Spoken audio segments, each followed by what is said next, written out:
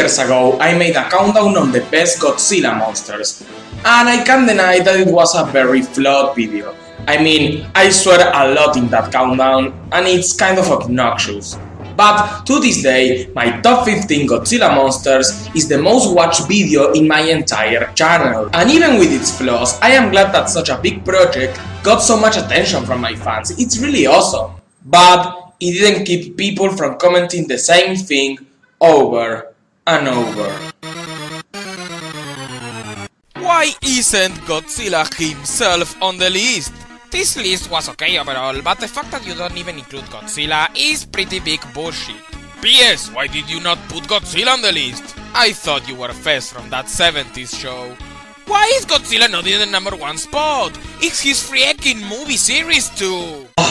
Even if at the beginning I specifically said that Godzilla was excluded, so it was not predictable. But it's okay. Not only I should expect this type of behavior from YouTube, but also because today I have another Godzilla video for you. And this time I'm going to focus on the king himself. We are talking about a character that's 60 years old, so it's kind of a given that he would have several incarnations throughout the years. In all of the different movies, shows, comics and video games he has appeared in, Godzilla has had designs that differ from each other in one way or another. There have been some good ones, there have been some bad ones, and there have been some really weird ones. What the hell is that supposed to be? A T-Rex on steroids? And today I'm going to list down what I think are his 10 best designs. Let me clarify that I will refer to some of these entries by the name of their suits, but I will be focusing on the design itself, not just the suits, as some of them share pretty much the same appearance. And I will pick designs only from movies, so all that I just said about game shows and comics was completely pointless, so this is my top 10 Godzilla designs. Enjoy it!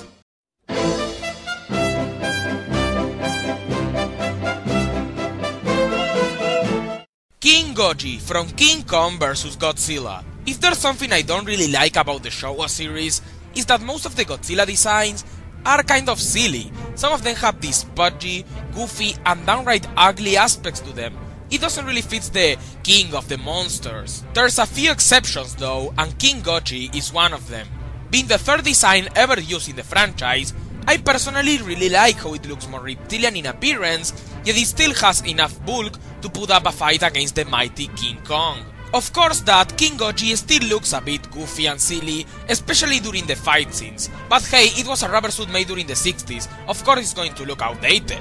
Even with that, it still looks like more of a modern Godzilla design that was made during the Showa era, which is always very awesome. And hey, King Gogi fought King Kong himself, you have to give him some credit for that.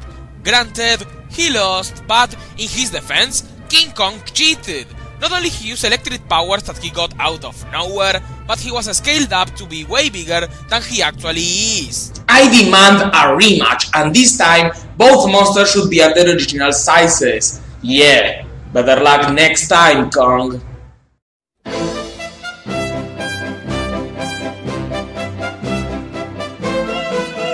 Megara Gogi, used from Godzilla vs Megalon up to Terror of Mechagodzilla. Remember what I just said about Showa designs looking pudgy and ugly?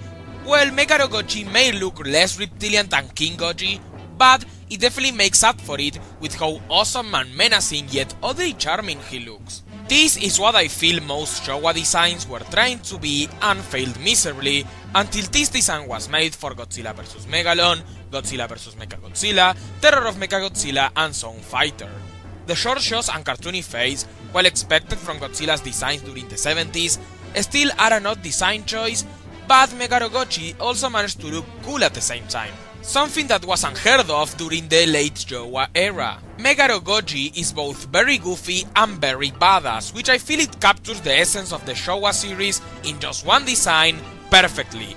And let's not forget that Megara Gogi not only kicked Mechagodzilla's ass twice, but that he's also capable of doing this amazing trick.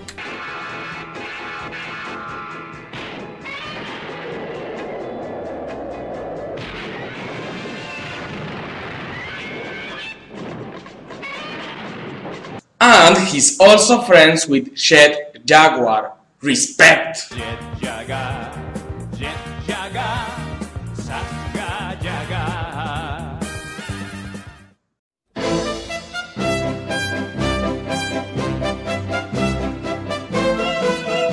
Heisei Godzilla, used during most of the Heisei series. These were actually several suits, but just one single amazing design. The 90s was one of the franchise's best moments, with the King starring in 6 amazing movies and in Godzilla 1984. And because of that, his design during the Heisei era became one of, if not the, most iconic designs of his entire career. Heisei Godzilla looks closer to the original 1954 incarnation more than any other design before it. With his menacing expression, bulky structure, and charcoal skin, he looks both cool and intimidating, which is what Godzilla should always look like. Also, the Heisei design is nowhere near as outdated as the Showa era ones, which is always a plus. And I gotta say, look at those fights! Damn, it seems that Godzilla never skips leg day! Let's not forget this guy fought such beasts as Violante, Mecha King Ghidorah, Space Godzilla, and Super Mecha Godzilla and killed them all, mainly because he can use the deadly red spiral beam.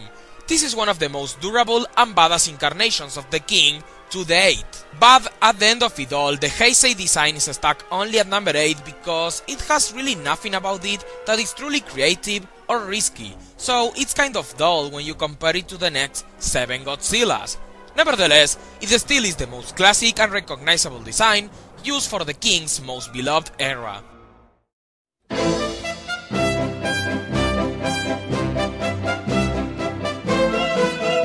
Kiryu Gogi from Godzilla Against Mechagodzilla and Godzilla Tokyo SOS. During the rest of this video, you will notice that I often tend to lean more towards designs that are different and unique rather than going with the classics.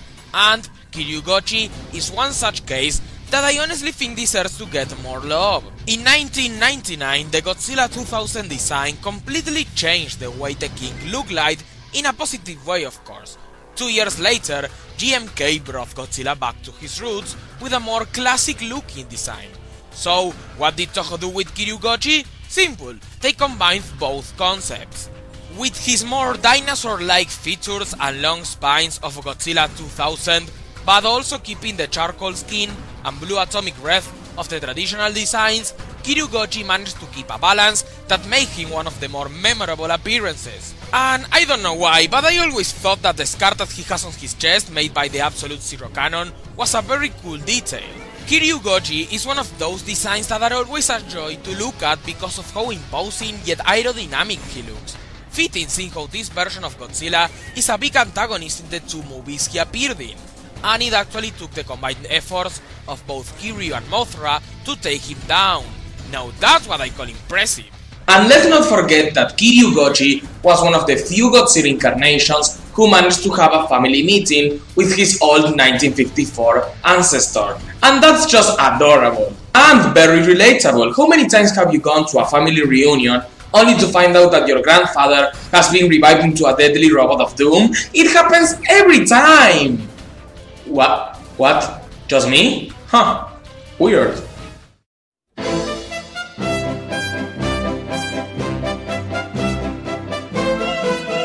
Shodai Gogi, also known as Godzilla 1954, the first design ever made. So, here he is, the first one, the original G. Hehe, did you see what I did there?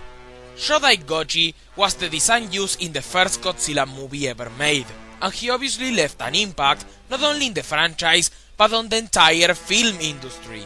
It obviously deserves a spot on here, mainly because, well, it's the first one, and all the other designs on this list wouldn't even exist if it wasn't for Shodai Gogi. But even after you get past that, the original appearance of the King of the Monsters was better than most of the redesigns that he got later. In his first movie, Godzilla actually was menacing, scary, and deadly, which makes sense seeing how dark the film itself was, and the kaiju was supposed to be a metaphor for the nuclear bombs that Japan suffered. Very clever social commentary in the form of a very badass monster. Of course, the rubber suit may not have that much of an impact today, but for 1954, those were some amazing effects that actually made up a really intense atmosphere. It's a shame how, a few years after this really dark movie, Godzilla became a goofy hero for the kids. Damn you, Japan! It's been said that the design that will be used for the upcoming Shin Godzilla will be, and I quote, similar to Godzilla Gogi, but scarier. So you can be sure that I'm really looking forward to seeing that. Sadly, I can't really put Godzilla Gogi any higher, not only because the following designs are more creative and look better, but also because of the close-ups done with that puppet that look just so goofy and it take away from the dark atmosphere. Regardless of that, I'll always appreciate Godzilla Gogi for being the original design used for everybody's favorite kaiju.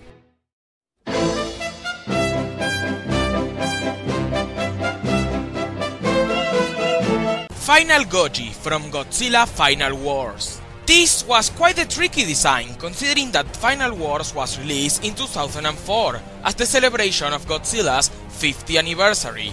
It was a huge movie, and his final appearance before a long rest, so the design used for the king in this film had to combine the aspects of the designs used in all of the previous eras of films, and I think that Toho succeeded with this one. Final Gogi has the humanistic movements and long neck from the Showa era designs, the menacing look and more traditional powers from the Heisei era design, and the reptilian features and sleek aspect from the Millennium era designs. It's very clever and a great representation of the franchise's history in just one simple Godzilla. Not only Final Gogi looks badass, but he also is badass. He's the star of Final Wars, a movie in which he obliterates many monsters with no trouble, including Kaiser Ghidorah. But as much as I enjoy talking a little bit about each Godzilla's accomplishments, this video is about the design itself, not his powers. At the end of the day, there is one big downside to Final Gogi. He is not a very good goalie.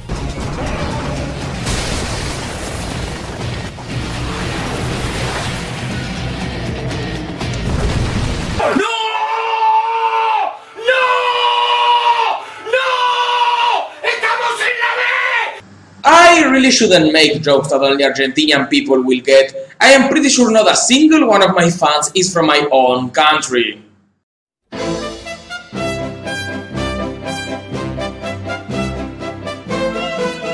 Shokugeki Gogi from Godzilla, Mothra and King Ghidorah, Giant Monsters All-Out Attack.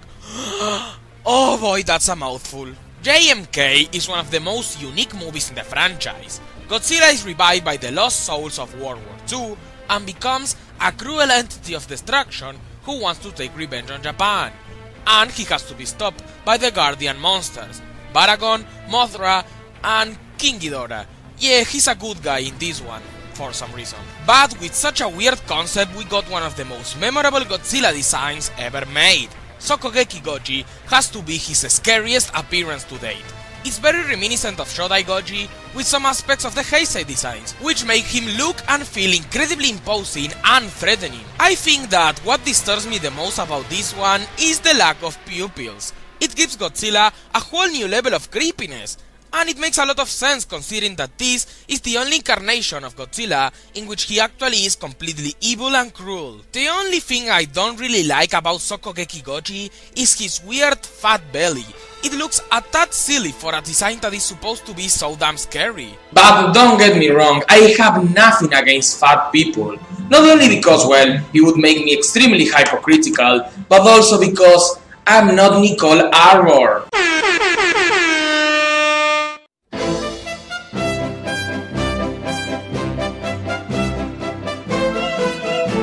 Godzilla 2000 from, well, Godzilla 2000 and Godzilla vs. Megaguirus. After the catastrophe that was 1998's American Godzilla movie, the fans were very upset, especially with the awful design of the monster, which is now known as Zilla, an entirely different kaiju. With a franchise that is so old, you just can't fuck with its loyal fanbase, and Toho knew this. The damage was so bad that they had to bring back the king earlier than expected with 1999's Godzilla 2000. I know, the title of that movie is incredibly misleading and confusing. And the new look for the king in this new movie was astonishing. It managed to be something new and risky, while keeping the essence of what makes Godzilla, Godzilla. Godzilla 2000 dropped the chubby face in favor of longer, more reptilian looking jaws. He was less fat and more sleek in appearance. His dorsal spines were now spikier and purple instead of short and white. And to top it all off, his atomic red was red instead of blue. Godzilla 2000 is so high on the list because he was a breath of fresh air in the franchise, needed after that awful American version. This was the type of design that movie should have used. It's different and unique, but he still looks and feels like the king of the monsters. It's truly amazing. So, Toho redeemed the franchise and everybody was happy with this new Godzilla 2000 design. But for a long time, everybody thought that the United States could never make a good Godzilla design. That is foreshadowing. Oh, I'm so good at making videos. Oh.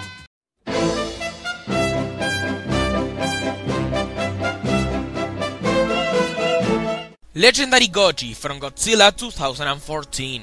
Say whatever you want about last year's American Godzilla movie, but you can't deny that the monster they presented to us actually is Godzilla. No bullshit redesigns that made him look stupid. This is the king of the monsters we all paid to watch on the big screen. And yes, it more than deserves the number 2 spot. This is one of the best Godzilla designs. The overall appearance is reminiscent of various Godzilla eras, but you can't really compare him to anything we've seen before. So, it both captures the essence of the franchise, while also offering something new and memorable. It's genius, and you can tell this was made from the heart of people who actually watch and love the Godzilla movies. While I will always love the classic rubber suits because of how silly yet amazing they can look, being computer generated gives Legendary Gogi a whole new level of realism never seen before in the franchise. Truth be told, he's the only Godzilla whom I can actually imagine walking around the streets while destroying everything in his path. Thank God this beast is actually a good guy. And of course, as if it needed to be said, Legendary Gogi also looks incredibly imposing, badass, and powerful. So he has pretty much everything that you need in order to have an amazing Godzilla. When you remember that this was made by Americans and not by Toho, it's really impressive. While I am not here to discuss the actual quality of his movie, Legendary Gogi is definitely one of the best designs in the entire franchise, which is rather mind-blowing considering that it's the most recent one. And you can bet that I'm looking forward to seeing him again in the sequel, fighting against Legendary's take on King Ghidorah. Oh, and I almost forgot to talk about his roar. Legendary Gogi's roar is one of the best and most imposing in the entire franchise. I swear that every time I hear it, it makes me shit my...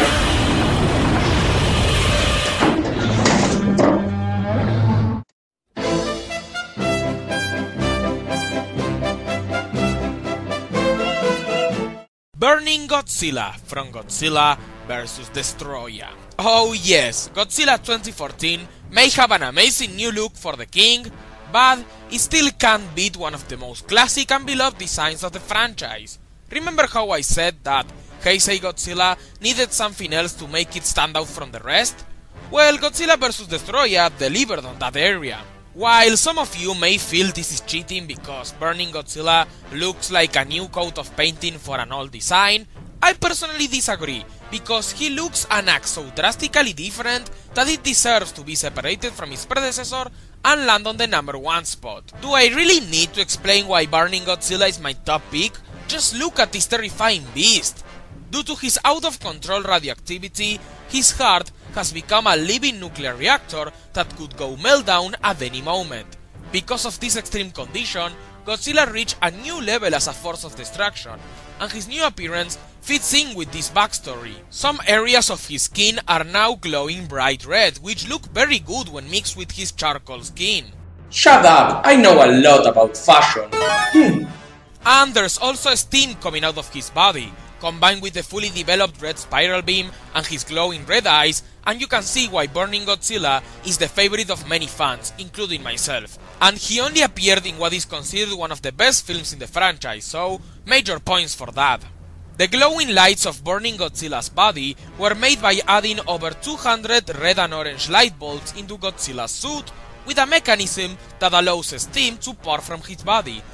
I may love how Legendary Gogi's CGI appearance looks, but I really have to give Toho some credit for the amazing job they did with the practical effects used for Burning Godzilla.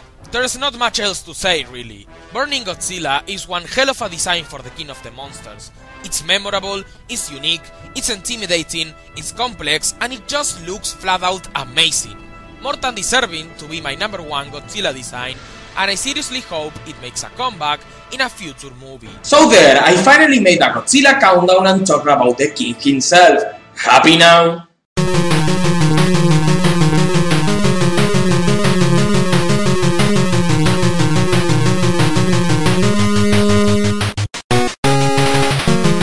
And that was my top 10 Godzilla designs. I know, this was quite an unconventional video from me, but I did say I really wanted to make more non-video game countdowns. And what's better than Godzilla?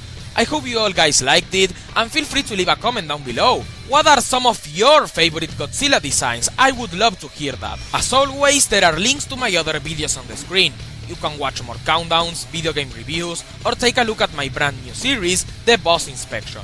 Follow me on Facebook and Twitter as ObsidiusFan, and if you like my content, feel free to subscribe to my channel.